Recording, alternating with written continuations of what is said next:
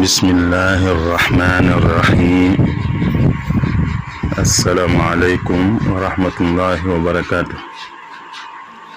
mbokk mi day laaj di wax ne kii bay te li mu toppatoo li muy baye jiwu ak leneen lam ca def daal da koo leb ndax kooku dana génne asaka ci mbayam. tontu li moo di ne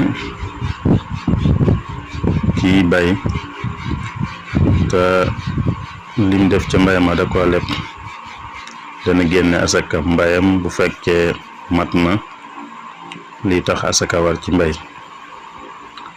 dana génne asakaam ba noppi door a fay borom ndax bor du jeexital ci asakay mbay. ki bay du génne borom di door a génne asaka waaye day génne asaka ba noppi